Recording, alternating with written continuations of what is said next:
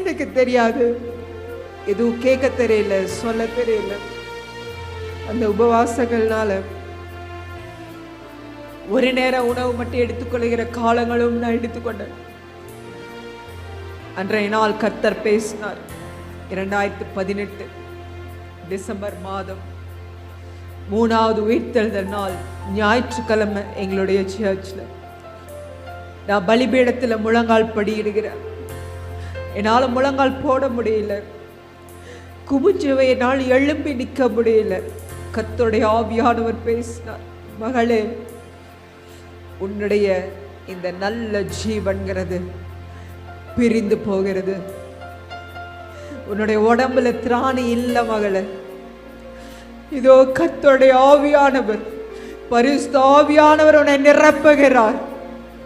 கர்த்தருடைய ஆவியானவர் தன் ஜீவனை கொடுக்கிறார்.